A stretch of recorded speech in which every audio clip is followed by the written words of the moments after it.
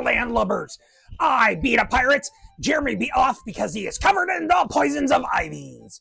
He does not wish to see his face around here, for it shall scare ye. It is worse than the Kraken and anything that is bad in the ocean. Yar!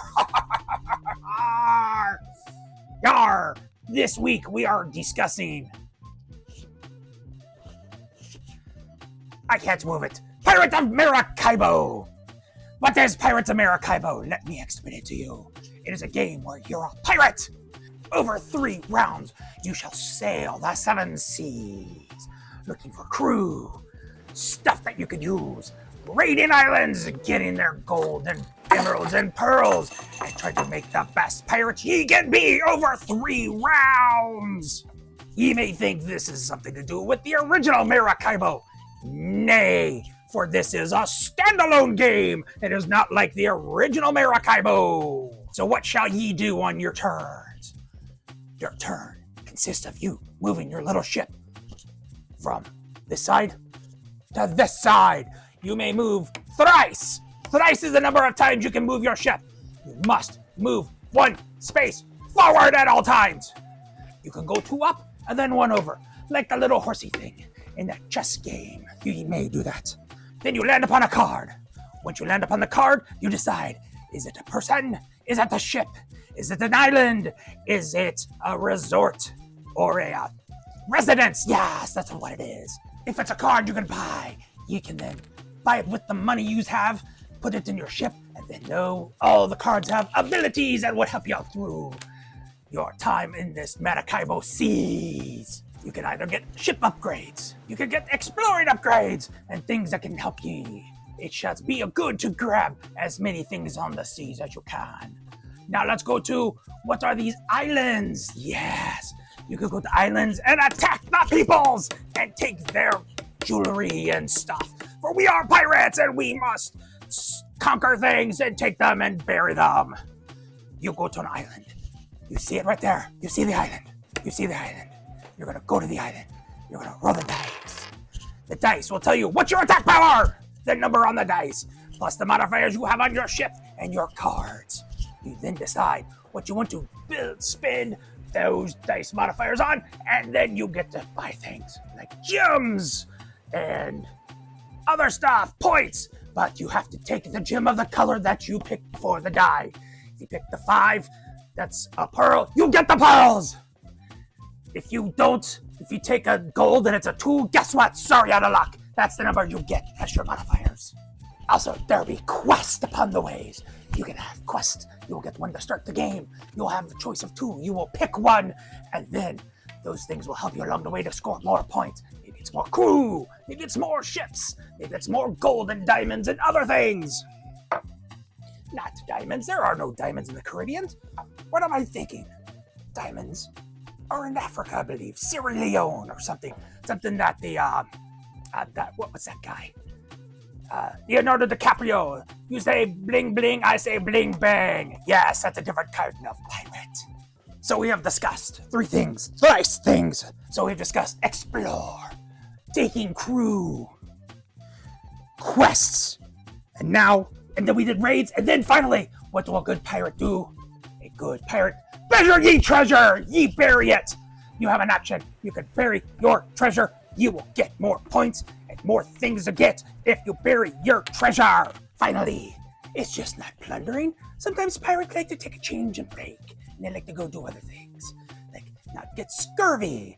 So you have to go and search the island.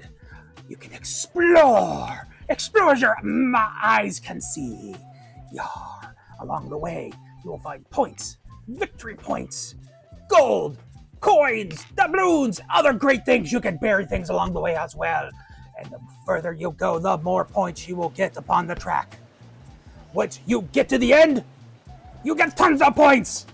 And so after 3 rounds, you and your compatriots that are sailing across the sea get to the end. You get your points and decide who is the winner. That's basically how you play the Maracaibos, the Pirates of Maracaibos. What is the difference between this Maracaibo and the other Maracaibo? Well, one, the name is completely different. See? Pirates of Maracaibo. You see that? That's why it's one difference. The other one's just called The other one is just called Maracaibo. Secondly, it is much shorter. This game is so much shorter. It is so much shorter. I really like Maracaibo, but oh my god. Setup is so much harder on that one, and it is so long to play sometimes. Also, there's less QB things in deciding of who you have to conquer or unconquer or who you want to deal with. You're just pretty much a pirate the entire time, and you're just on your own.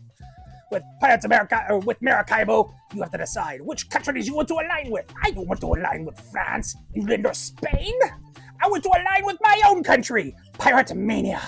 Oh, Pirate Mania, land that is sea. Sea that we can be on the sea. Yes. They have also decided to change how the combat works. Normally there were cards. Now there's not really any combat. There's a module that can have combat, but guess what? You're not going to use it very much. This one, the combat's been stripped out. You roll the dice to attack the peoples, and then get the stuff from the peoples, and then that's it. That's it. That's it for the conquest. Another thing that is not really a rondel, the big draw with Mr. Professor is that he likes the rondels. This really doesn't have a rondels per se, so there's no rondel. So, you gotta deal with that. Setup time, learning curve, everything like that. The learning curve with this is so much faster. I feel with Maracaibo, the learning curve was huge and hard to deal with. With this one, it was just like we were back on the table, just ready to go. We went, okay, now you do this. You don't have to reverse. Do the world, it doesn't matter. There's a lot of iconography, though. A lot of iconography, just like the original. So, I mean, if you want to have all the icons, you're going to have to deal with that. But it's good. I'm actually going to say the matter. As I've just said, the iconography, there's little pictures out everywhere on the cards. Once you learn what they mean, this game sails by. You don't have to really read. As a pirate, I really don't like to read. I'm not a reader per se. I am more of a attacker. Yeah, that's what I am. I'm more of attack things, and that's what I want to do. Okay. Next. Like I said, it is fast-paced. You can play this game within like a half hour or so, where the original Maracaibo feels like it's like 2 hours. So, much shorter. 3 rounds. Go quick. They also have some modules, which are wonderful. Wonderful modules you can add to take in building our residence. You can have all the cards flapping upside down, so you don't know where you are. You're in the fog. Then after that, you can do rubies. Rubies give you special things at the end of each round, so you can make it look really cool and stuff. So that's fun. Okay. As on games, nothing is perfect. Even us pirates, we're not perfect. We've had the sordid past. People have accused us of many things. But you know what? Sometimes you have to take the good with the bad. So, what are the bads of Pirates of Maracaibo? Okay. The little tokens, individual player tokens, I'm sorry. Those are complete trash. Utter trash. Look at my hand. I don't have a hand right here. I have a hand over here. Doesn't quite work that well. Because I need to stick on this thing. See? I need a stick to be able to operate it. So I really can't. Those little itty bitty tokens are so small, and I'm probably gonna lose them all. I mean, what am I gonna do when I lose them all, huh? So that's kind of a bad thing. Those little itty bitty tokens. Also, it is a card game, so you place out all the cards out onto the table, as you have seen in the video so far. Oh, the cards slippy. They will slide around. They will move and stuff, and you're like, oh no, where'd that one go? So that's a little bad. Another little bad, this thing takes up a lot of table space for such a small game. You're like, oh, whoa, okay, but because it's long. It's long. It doesn't have a board, so the cost was low. So that helped out. There's no campaign! That was one of the best parts of the original Maracaibo. Was the campaign, so I could sail around and do special things and try to cure the Black Plague and other things and do special things and not really have to worry about the game itself per se, but do the missions. Maybe that in the future? I'm looking at you, Mr. Alexander Professor. You'll need to make the expansion have a campaign mode so I can live my dreams as being a pirate again.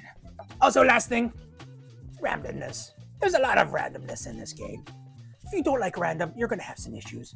Well, besides that, I mean, look at me, I'm a pirate. I go and I attack ships all willy-nilly, so I'm all into the randomness. So if you have problems with randomness, you're going to have a problem. So pretty much that's everything with the Pirates of Maracaibo. Now, here's the thing. There's all these pirate games. I think here's the big threes, I believe. You've got Merchants and Marauders, Maracaibo, and now Pirates of Maracaibo. What's the difference, yo? Well, first of all, if you want to do robbing and attacking and plundering and then delivering, but mostly attacking, you're going to do Merchants and Marauders. Merchants and Marauders, they go to attack game. It will attack, and you can attack, and it's great with that for the attacks. If you want the mission type game where you're sailing around and pick up and deliver and have fun with missions, then you're going to do Maracaibo. If you want to take treasure and bury it and then look for crew and do the fun piratey things, Pirates of Maracaibo is for you. The fastest IR of the three is this one. Go get Pirates of Maracaibo. It is a wonderful blast of a game. Yar! Shoot the cannons! Something about the mizzenmast. I gotta say poop deck, poop deck, poop deck. Pirates of Maracaibo. You will enjoy it.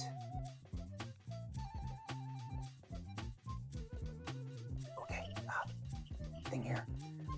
This has been actually more difficult than I thought. The guy that has his hand inside of me, he says his hand is really sore because he's wiggling it so much and it's not very fun. So, if you see him over there, probably good at times.